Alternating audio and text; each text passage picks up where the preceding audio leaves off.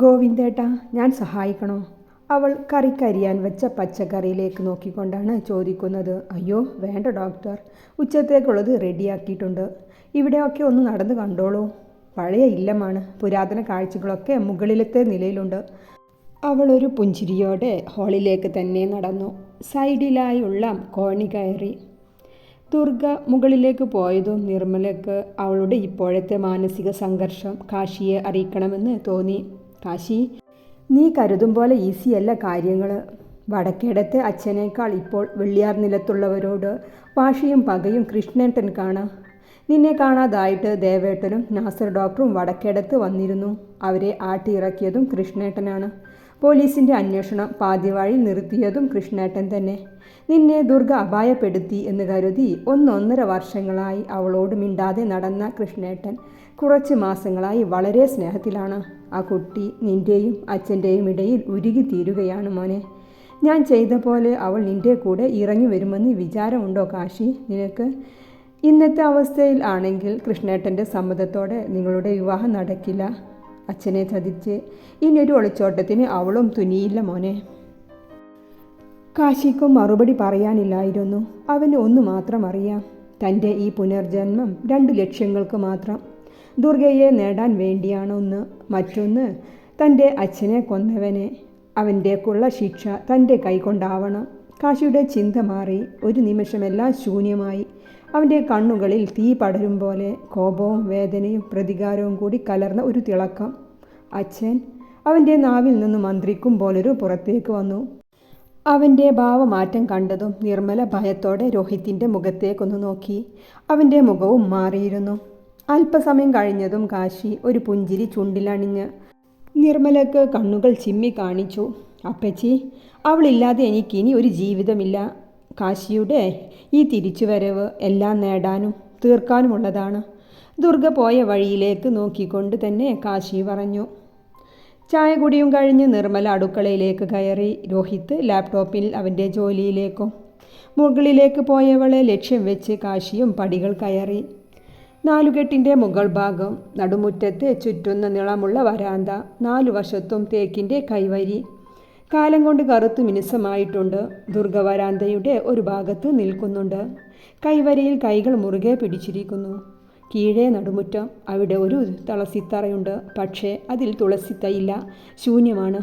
കാശി അവളുടെ അടുത്തേക്ക് വന്ന് കൈവരിയിൽ ചാരി നിന്നു. 2 പേരും തമ്മിൽ ഒരു അടി അകലം മാത്രം. അവൻ്റെ നോട്ടം അവളുടെ മുഖത്തേക്ക് തന്നെ ആയിരുന്നു.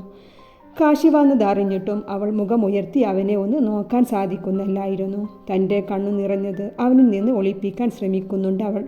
കാശി അവളുടെ അടുത്തേക്ക് ചേർന്ന് നിന്നു. അവളുടെ ഇടുപ്പിലൂടെ കൈയിട്ട് തന്നിലേക്ക് ചേർത്തു നിർത്തി. അവൻ അല്പം കുനിഞ്ഞ് തൻ്റെ താടിയെ അവളുടെ ഷോൾഡറിൽ വെച്ചു. എന്തിനാണ് ഈ കണ്ണുകൾ ഇങ്ങനെ ചുവപ്പിച്ചത്? അവൻ സ്വകാര്യം പോലെ പറഞ്ഞു.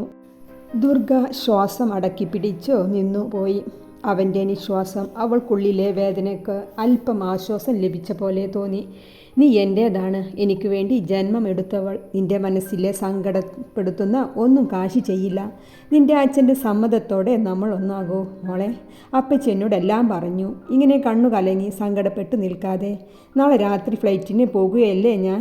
നിന്നെ കാണാതെ ഞാൻ എങ്ങനെ കഴിയും? അവൻ അവളെ തൻ്റെ നേർക്ക് തിരിച്ചു നിർത്തി. ദുർഗയുടെ കണ്ണുകൾ നിറഞ്ഞൊഴുകി. അവൾ അവനെ കെട്ടിപ്പിടിച്ചു. അവൻ്റെ ഷർട്ടിലെ ഉള്ളിലൂടെ കാണുന്ന നഗ്നമായ നെഞ്ചിലേക്ക് മുഖം പൂഴ്ത്തി അങ്ങനെ നിന്നു. ഒട്ടും പ്രതീക്ഷിക്കാത്ത അവളുടെ ഈ പ്രവൃത്തിയിൽ അവനൊന്ന് കോരിത്തരിച്ചുപോയി. അവനും വിട്ടില്ല. അവളെയും കെട്ടിപ്പിടിച്ച് അവളുടെ തലയിൽ ചുണ്ടമർത്തി. എത്ര നേരം ഇരുവരും അങ്ങനെ നിന്നെന്നറിയില്ല. കാശി അവളെ കോരിയെടുത്ത് വരാന്തയിലെ സൈഡിലായുള്ള റൂമിലേക്ക് കയറി. ദുർഗാംബരപ്പോടെ അവനെ തന്നെ നോക്കി കൈക്കുള്ളിൽ കിടന്നു. എൻ്റെ പെണ്ണ് വെയിറ്റ് കുറവാണല്ലോ. മനസ്സിലെ വിഷമമെല്ലാം മാറ്റിവെച്ച് നന്നായി ഭക്ഷണം കഴിക്കണം.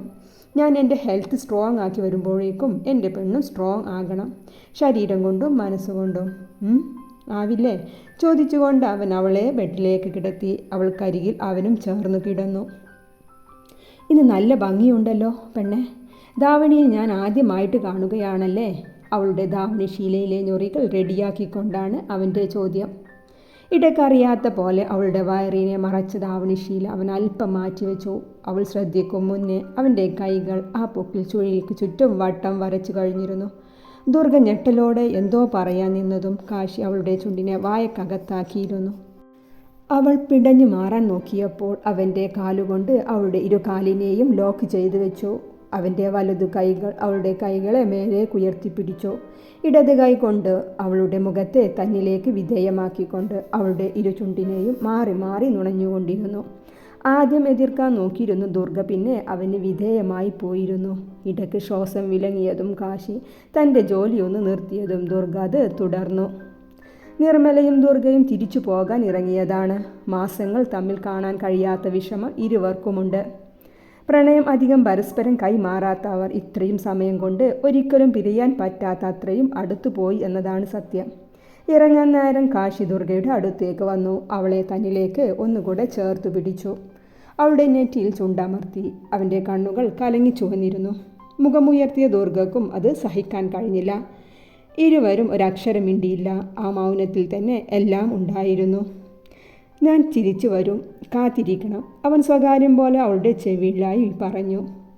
അപ്പച്ചി, എൻ്റെ പെണ്ണിനെ നോക്കണം, ഞാൻ വരുവോളം ആർക്കും കൊടുക്കല്ലേ, അവൻ നിർമ്മലയെ ചേർത്ത് പിടിച്ചുകൊണ്ട് പറഞ്ഞു. നീർത്തിളക്കമുള്ള കണ്ണുകളോടെ അവരും തലയാട്ടി. കാശിയെ കാണാതായിട്ട് മാസങ്ങൾ 2-3 കഴിഞ്ഞു. ഗണേഷും രൂപേഷും അച്ഛൻ മഹാദേവനുമായി ബാറിൽ ഇരിക്കുകയാണ്.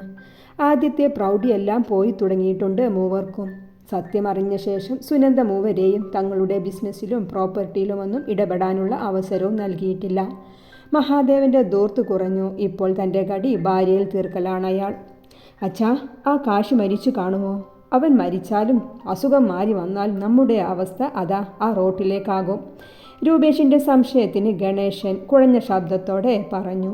അവൻ ഭ്രാന്തനായി തുടർന്നാൽ എങ്ങനെയെങ്കിലും അവൻ്റെ സ്വത്ത് സ്വന്തമാക്കാം എന്നായിരുന്നു കരുതിയത്. ഇപ്പോൾ ജീവിച്ചോ മരിച്ചോ എന്നുപോലും അറിയില്ല. മരിച്ചാൽ സ്വത്ത് ട്രസ്റ്റിനും, ജീവിച്ചാൽ അവൻക്കും. നമ്മൾ വാൽ പോയ അണ്ണാനെ പോലെ ഇരിക്കാം. മഹാദേവനും കുടിച്ച് ബോധം നഷ്ടപ്പെട്ടു തുടങ്ങിയിരുന്നു. മൂവരും തങ്ങളുടെ നഷ്ടക്കണക്ക് നിരത്തുകയാണ്. കാശി UK പോയിട്ട് മാസങ്ങൾ പലതു കഴിഞ്ഞു. കാശിയുടെ മെസ്സേജ് എന്നും ദുർഗക്കായി വരാറുണ്ട്. അവൾ 1-2 റിപ്ലൈ കൊടുത്ത് വേഗം ക്ലിയർ ചാറ്റ് ചെയ്തു വെക്കും. കാശിയോട് അടങ്ങാത്ത പ്രണയമുണ്ട്. ഒരു കാലത്ത് മറ്റൊരുവൻ്റെ പ്രണയ നാടകത്തിൽ പെട്ട അവൾ ഇപ്പോഴാണ് യഥാർത്ഥ പ്രണയത്തിൻ്റെ മാധുര്യം അറിയുന്നത്. പക്ഷേ അവൾക്കത് ആസ്വദിക്കാൻ കഴിയുന്നില്ല. അച്ഛൻക്ക് തന്നിലുള്ള വിശ്വാസം അതൊരു ദിവസം അവസാനിക്കുമെന്ന് അവൾക്കറിയാം. അതിൻ്റെ ഭവിഷ്യത്ത് അത് ഓർക്കുമ്പോൾ അതിനെയാണ് അവൾ ഭയപ്പെടുന്നത്. അവൻ പൂർണ്ണ ആരോഗ്യവാനായി പെട്ടെന്ന് വന്നു കാണാൻ ഹൃദയം തുടിക്കുന്നുണ്ട്. പക്ഷേ ആ നിമിഷം അന്ന് തൻ്റെ അച്ഛനും താനുമായുള്ള ആത്മബന്ധം അതിൽ വിള്ളൽ വീഴും. ദുർഗ ചിന്തയോടെ കട്ടിലിലേക്ക് ചാഞ്ഞിരുന്നു. കാശിയുടെ മെസ്സേജ് വന്നിട്ട് 3-4 ദിവസം കഴിഞ്ഞു. അങ്ങോട്ട് ചാറ്റ് ചെയ്യാൻ വേണ്ടി ഫോൺ 3-4 തവണ കയ്യിലെടുത്തതാണ്. പിന്നെ വേണ്ട എന്ന് വെക്കും. ആ കിടത്തത്തിൽ അവൾ അങ്ങനെ മയങ്ങിപ്പോയി. സമയം രാത്രി 12 മണി കഴിഞ്ഞു. തൻ്റെ മുഖത്ത് എന്തോ തണുപ്പ് തട്ടിയ പോലെ തോന്നിയിട്ടാണ് ദുർഗ കണ്ണുകൾ തുറന്നത്. അവൾ വീണ്ടും ഉറക്കത്തിലേക്ക് പോകാൻ തുടങ്ങിയതും പെട്ടെന്ന് ഞെട്ടി കണ്ണുകൾ വലിച്ചു തുറന്നു. തൻ്റെ തൊട്ടുമുന്നിൽ ബെഡിൽ ഇരിക്കുന്ന തൻ്റെ പ്രാണനെ കണ്ടതും ദുർഗ അമ്പരന്നുപോയി. അവനെ തന്നെ സൂക്ഷിച്ചു നോക്കി. കള്ളച്ചിരിയോടെ തന്നെ ഉറ്റുനോക്കിക്കൊണ്ടിരിക്കുന്ന അവൻ്റെ മുഖത്തെ അവൾ മെല്ലെ ഒന്ന് തൊടാനായി കൈ ഉയർത്തി. പിന്നെ കൈ വേഗം പിൻവലിച്ചു. കാശി ഒന്നുകൂടെ അവളിലേക്ക് അടുത്തു. ദുർഗയുടെ അമ്പരപ്പ് മാറിയിട്ടില്ല. താൻ സ്വപ്നത്തിലാണെന്നാണ് അവളുടെ ധാരണ. ദുർഗേ, അവൻ അവളുടെ ചെവിക്കരികിലേക്ക് മുഖം ചേർത്ത് മെല്ലെ വിളിച്ചു. അവൾ ഞെട്ടിപ്പിടഞ്ഞ് കട്ടിലിൽ നിന്ന് എഴുന്നേറ്റിരുന്നു. വെപ്രാളത്തോടെ ചുറ്റും നോക്കി. കാശി, നീ എങ്ങനെ അകത്തു കയറി? അവൾ റൂമിലെ ഡോറിലേക്ക് നോക്കിക്കൊണ്ട് ചോദിച്ചു. ഞാൻ കിടന്നപ്പോൾ ഡോർ ലോക്ക് ചെയ്തതാണല്ലോ. ഡോർ ലോക്ക് ഒന്നും നോക്കേണ്ട പെണ്ണെ, ഞാൻ വൈകിട്ട് കയറി കൂടിയതാ ഈ റൂമിൽ. അയ്യോ, വൈകിട്ടോ? അതെങ്ങനെ കാശി? ചോദിച്ചുകൊണ്ട് അവൾ കട്ടിലിൽ ചമ്രം പതിഞ്ഞിരുന്നു. കാശി അവളുടെ മടിയിലേക്ക് തലവെച്ച് മലർന്നു കിടന്നു. അതൊക്കെ വലിയ കഥയാണ് പെണ്ണെ, ഏട്ടന് വിശക്കുന്നോട്ട് വയ്യ, വല്ലതും കഴിക്കാൻ കിട്ടോ? അവൻ അങ്ങനെ കിടന്ന് ചുണ്ടും കൂർപ്പിച്ച് വയറ് തടവിക്കൊണ്ട് പറഞ്ഞു. ദുർഗ അവനെ കൂർപ്പിച്ചൊന്ന് നോക്കി. ഈ പാതിരാത്രി എന്ത് തിന്നാൻ കിട്ടാനാ? വേഗം പോയേ കാശി, ആരെങ്കിലും കണ്ടു വന്നാൽ ഈശ്വരാ. പ്രതീക്ഷിക്കാതെ അവനെ കണ്ട സന്തോഷം ഉള്ളിൽ തുടിച്ചപ്പോഴേക്കും ഭയം കൂടി കയറി വന്നു. എൻ്റെ മോളെ, ഏട്ടൻ ഇന്ന് ഇവിടുന്ന് പോയില്ല. അത് നീ സ്വപ്നം കാണണ്ട. ഏട്ടൻ എന്തെങ്കിലും കഴിക്കാൻ ഒപ്പിച്ചതാ. എന്നിട്ടിന്ന് പുലരുവോളം ഈ ബെഡിൽ നമുക്ക് മിണ്ടിയും പറഞ്ഞും കിടക്കാം. അവൻ്റെ സിമ്പിളായുള്ള സംസാരം കേട്ടതും ദുർഗയുടെ കണ്ണുകൾ തള്ളി വന്നു. അതെ, ആ ഉണ്ടക്കണ്ണ് ഉരുണ്ടു വീഴും. ഞാൻ എൻ്റെ നിലപാടിൽ ഉറച്ചു നിൽക്കുകയാണ് മോളെ. ഏട്ടനെ മാസങ്ങൾക്ക് ശേഷം ആദ്യമായിട്ട് കാണില്ലേ? അന്ന് എന്നെ യാത്രയക്കാൻ വന്ന അന്നത്തെ അവനൊന്ന് നിർത്തി തൻ്റെ ചുണ്ടുകൾ നന്നായി നുണഞ്ഞ് ദുർഗയെ ഒന്ന് നോക്കി. ചി, എന്തൊക്കെയാണ് ഈ പറയുന്നത് കാശി? താൻ പോയേ? അവൻ്റെ ആക്ഷനോടെയുള്ള ആ സംസാരത്തിൽ അവളൊന്ന് കോരിത്തരിച്ചു. ഓ, അതിന് നിൻ്റെ മുഖം എന്തിനാ ഇങ്ങനെ തക്കാളി പോലെ ചുവന്നത്?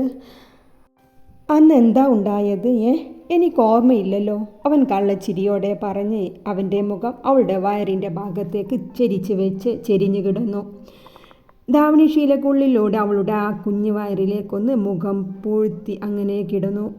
ഏയ് കാശി, കളിക്കല്ലേ. എൻ്റെ ഈശ്വര, ഈ മനുഷ്യന് ഇപ്പോഴാണ് ഭ്രാന്തായത്. ആരെങ്കിലും കണ്ടു വന്നാൽ അവൾ വെപ്രാളത്തോടെ പറഞ്ഞ് അവൻ്റെ തല പിറകിലേക്ക് വലിക്കാൻ ശ്രമിക്കുകയാണ്. അവൻ അനങ്ങുന്നില്ല എന്ന് മാത്രം. പ്ലീസ് കാശി, എനിക്ക് ഇക്ലിയാകുന്നു. അവസാനം അവൻ്റെ പ്രവൃത്തിയിൽ പൂത്തുലഞ്ഞ ദുർഗ ദയനീയമായി പറഞ്ഞുപോയി. അവൻ അവളെ ഒന്ന് ചെറുതായി തള്ളി ബെഡിലേക്ക് കിടത്തി.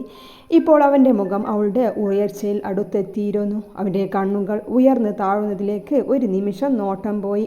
പിന്നെ പെട്ടെന്ന് നോട്ടം മാറ്റി എഴുന്നേറ്റിരുന്നു. അവൻ എഴുന്നേറ്റതും ദുർഗ ഞെട്ടിപ്പിടഞ്ഞ് എഴുന്നേറ്റിരുന്നു. കാശി, എന്തിനാണ് ഇങ്ങോട്ട് വന്നേ? ആരെങ്കിലും കണ്ടാൽ പിന്നെ? നീ എന്താ ചിന്തിക്കാതെ ഓരോന്ന് ചെയ്യുന്നത്? അവളുടെ കണ്ണുകൾ കലങ്ങി ചുവന്നു. മോളെ, ഞാൻ വരാതെ ഇരിക്കാൻ ഒരുപാട് ശ്രമിച്ചതാണ്. പക്ഷേ നാട്ടിലെത്തിയപ്പോൾ എനിക്ക് കാണാതെ പറ്റാതായിട്ടുണ്ട്. ഒരു നോക്ക് കണ്ടാൽ മതി എന്ന് തോന്നി. ഗേറ്റിന് പുറത്ത് ഇന്ന് ഉച്ച കഴിഞ്ഞ് ഞാൻ ഉണ്ടായിരുന്നു. നേരം വൈകി തുടങ്ങിക്കൊണ്ടിരിക്കും തോറും എനിക്ക് നിന്നെ കാണാതെ പറ്റാതായിപ്പോയി. അതാ ചെറിയൊരു അവസരം വന്നപ്പോൾ നേരെ അകത്തേക്ക് കയറിയത്. ഹാളിൽ ആരും ഉണ്ടായിരുന്നില്ല. പിന്നെ നേരെ സ്റ്റെപ്പ് കയറി മുകളിലേക്ക് കോർണറിലിരുന്നു. മുകളിലെ എല്ലാ റൂമും തുറന്നു നോക്കി. അവസാനം നിൻ്റെ ഈ ധാവണി കണ്ടപ്പോൾ ഉറപ്പിച്ചു ഇത് നിൻ്റെ റൂമാകുമെന്ന്. അങ്ങനെ ഒരു 6 മണിയോടെ ഇവിടെ കയറിയതാണ്. നീ റൂമിലേക്ക് വന്നാൽ ഒന്ന് കണ്ട് വേഗം ഇറങ്ങണം എന്നും കരുതിയതാണ്. പക്ഷേ എൻ്റെ ക്ഷമ പരീക്ഷിച്ച് നീ വന്നത് ഞാനും അറിഞ്ഞില്ല. കട്ടിലിനടിയിൽ കിടന്ന് ഒന്ന് മയങ്ങിപ്പോയി ഞാനും. പിന്നെ ഞെട്ടി ഉണർന്നപ്പോൾ കണ്ടു ബെഡിൽ ചാരി കിടന്നുറങ്ങുന്ന എൻ്റെ പെണ്ണിനെ. ഇത്രയും ഞാൻ കാത്തിരുന്നില്ലേ? ഇനി നേരം പുലർന്നാലേ ഞാൻ പോകൂ. അതുവരെ എൻ്റെ പെണ്ണിനെ കെട്ടിപ്പിടിച്ച് എനിക്ക് ഉറങ്ങണം. ഓ, നല്ല ആഗ്രഹമാണല്ലോ. കെട്ടിപ്പിടിച്ച് കിടക്കാൻ ഞാൻ ഇയാളുടെ ഭാര്യ ആയിട്ടില്ല മനുഷ്യ. അവൾ അവനെ ബേക്കിലേക്ക് തള്ളിക്കൊണ്ട് പറഞ്ഞു. നിന്നെ ഞാൻ എന്നേ എൻ്റെ ഭാര്യയാക്കി മനസ്സിൽ പ്രതിഷ്ഠിച്ചതാണ്. താലി കെട്ടി കൂടെ കൂട്ടും വരെ അയിത്തം പാലിച്ച് നിൽക്കാനൊന്നും എനിക്ക് പറ്റില്ല. എൻ്റെ എല്ലാ വികാരവും ഞാൻ നിന്നിൽ തീർക്കും മോളെ. അതിനെൻ്റെ പെണ്ണിൻ്റെ സമ്മതം കൂടി ഞാൻ നോക്കില്ല. അവൻ അവളെ വലിച്ച് നെഞ്ചിലേക്കിട്ടു. പിന്നെ അവളുടെ മുഖമുയർത്തി നിറയെ ചുംബിച്ചു. അവളും അവന് വിധേയമായി നിന്നുകൊടുത്തു. അവളുടെ കൈകൾ അവൻ്റെ തലമുടിയിലൂടെ ഒഴുകിക്കൊണ്ടിരുന്നു.